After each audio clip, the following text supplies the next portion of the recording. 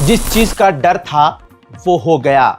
Israel ने Gaza को 2 टुकड़े में बांट दिया।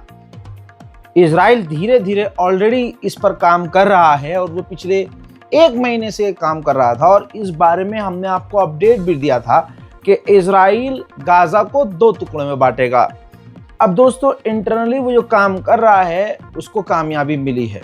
जो गाजा का वो हिस्सा है येलो लाइन के बाहर वाला, जहां पर इजराइल मौजूद है गाजा के अंदर ही, उन इलाकों में इजराइल ट्राई कर रहा है, कोशिश कर रहा है कि 2 टुकड़ा, जो एक टुकड़ा गाजा का अभी जो आज़ाद हिस्सा है जहां पर गाजा के लोग हैं और इजराइल निकला हुआ है पीछे, और बाकी का जो इलाका है गाजा का, वहां पर इजराइल ने मतलब 2 टुकड़े कर दिए हैं। एक तो वो इलाका जो आज़ाद है, इजराइल निकल गया है बाहर, और जहां आकर टिका हुआ गाजा के दूसरे हिस्से में, इन दोनों को अलग कर दिया है। कैसे?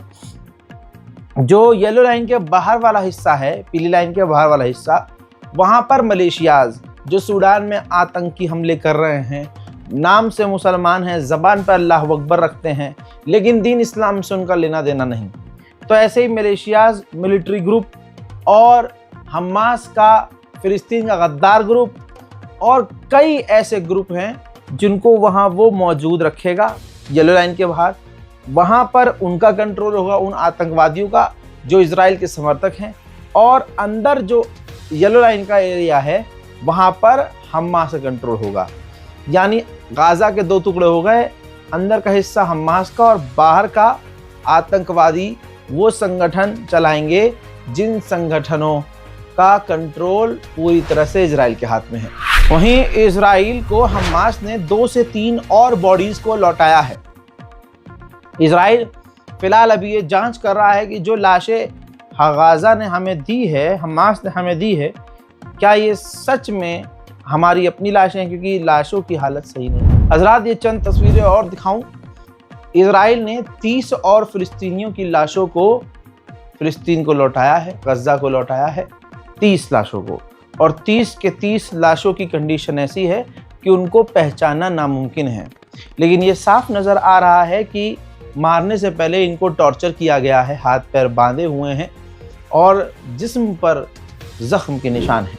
हजरात मोहतरम, भारत के अंदर कोई भी समाज हो, एक गंदा समाज है, एक गंदा झुंड है जो मुसलमानों पर हो रहे जुल्म पर खुश होता है, दलितों पर हो रहे जुल्म को देखकर खुश होता है। वो गंदी नाली के कीड़े, वो हैवानियत की गंदगी की पैदाइश, हज़रात वो इतने दोगले कि कुत्ते को अगर मारे पीटे और कुत्ते पर जुल्म हो तो इनको तकलीफ हो जाती। लिखते हैं #सेव एनिमल। लेकिन यही गंदी नाली के कीड़े पेशाब पीने वाली नस्ल गाजा में जब बच्चे और लोग मारे जा रहे होते हैं तो इनकी इंसानियत छोड़िए, इनका अंदर का जो होता है ना इमोशन, वो मर चुका होता है।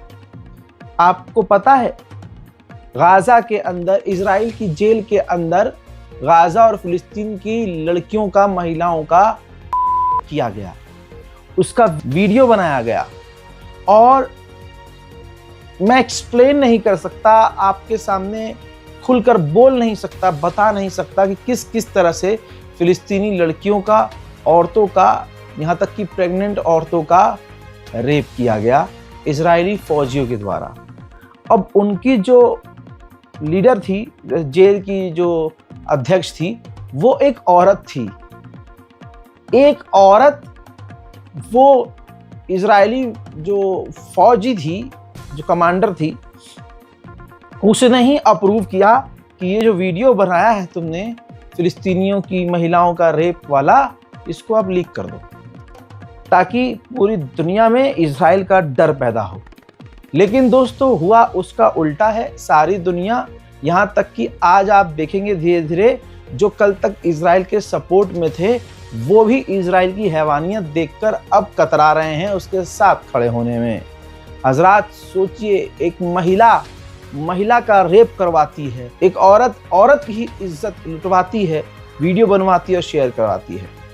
अब सुनिए, उस महिला कमांडर की ये बात जब खुली, इसने लीक करवाई थी वीडियो, तो उसको सजा कुछ नहीं मिली, बस उसने खुद से ही रिजाइन दे दिया, इस्तीफा दे दिया, हो गया काम बस। रिपोर्ट के मुताबिक जब से सीज फायर हुआ है तब से अब तक इजराइल ने हर दिन गाजा पर हमला करके एवरेज के मुताबिक हर दिन 10 फिलिस्तीनियों को कत्ल किया है।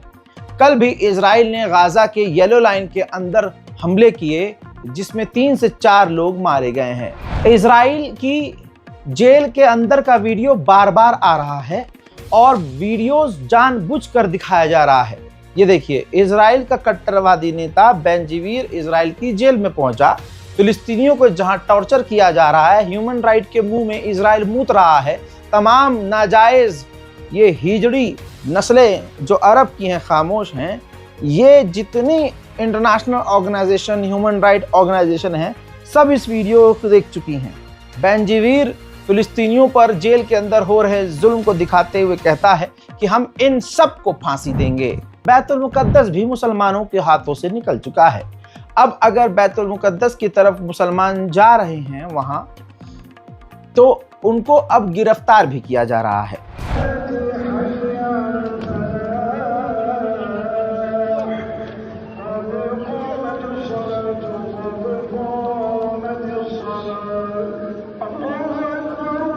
नस्ल गंदी तो हरकत भी गंदी। भारत में भी एक समुदाय है जिसकी नस्ल इतनी गंदी है।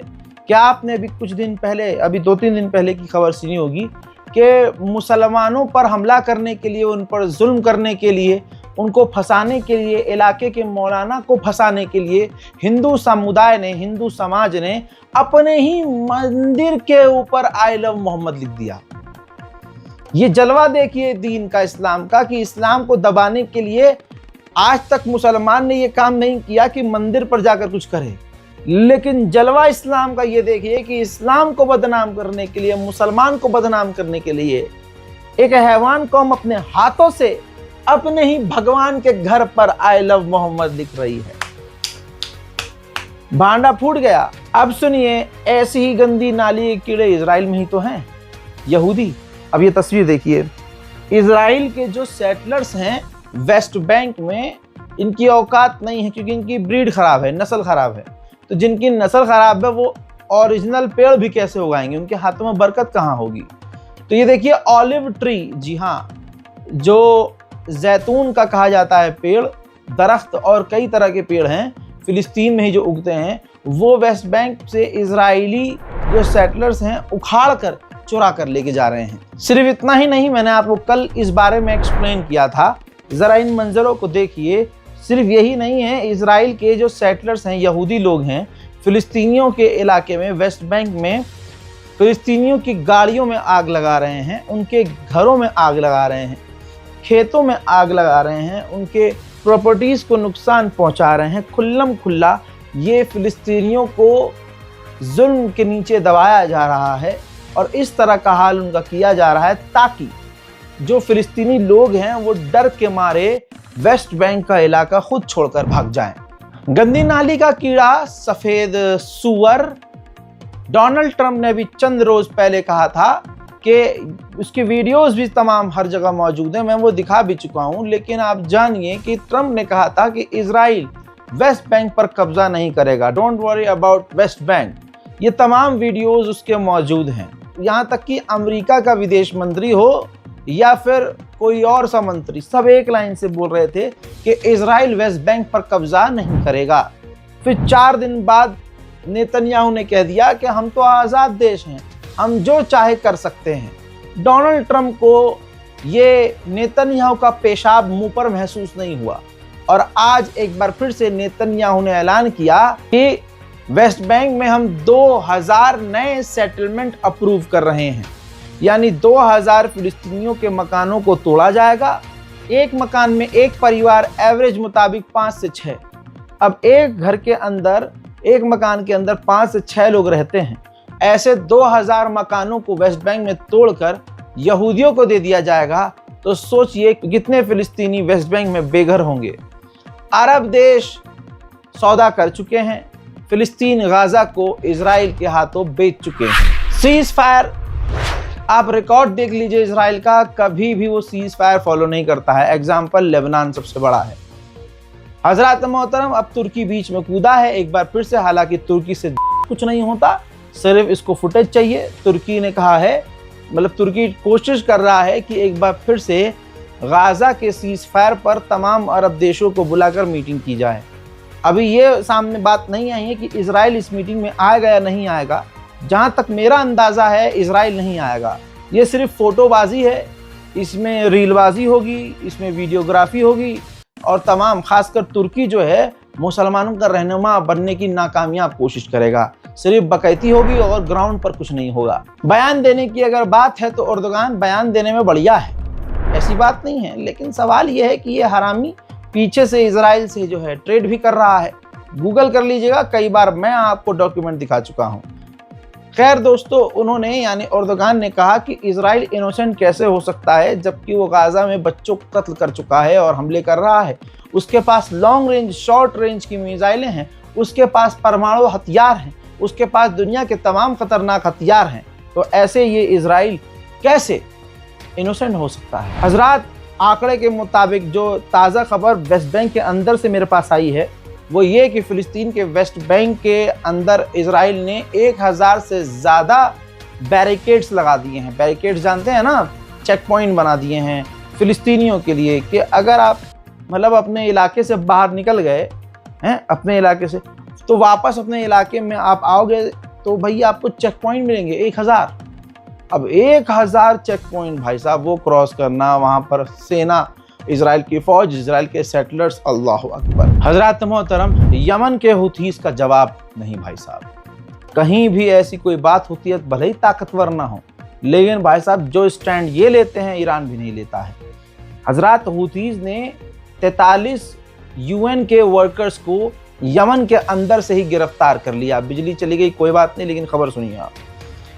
और 43 जो यूएन के वर्कर गिरफ्तार हुए हैं, यमन के हुतीज ने कत्ल नहीं किया, जेल में डाल दिया और कहा कि इन्होंने जासूसी की है हमारी और हमारे खिलाफ, फिलिस्तीनियों के खिलाफ, गज्जा के खिलाफ काम किया है, लिहाजा इनके ऊपर अब केस चलेगा। एक छोटा सा देश है कोमोरोस, इस देश ने भी साउथ अफ्रीका वाला केस ज्वाइन कर लिया है इजराइल के खिलाफ, जिसके अंदर साउथ अफ्रीका ने इजराइल के खिलाफ कई बड़ी शिकायतें दर्ज की हैं, जेनोसाइड करना, महिलाओं का करना, बहुत तरह के जुल्म। तो ऐसे कई देश हैं जो साउथ अफ्रीका के इस केस को ज्वाइन कर चुके हैं। हजरात मोहतरम, फिलहाल के अपडेट में इतना ही। इस रिपोर्ट को शेयर कीजिएगा, अपनी दुआओं में मुझे याद रखिएगा। जय हिंद।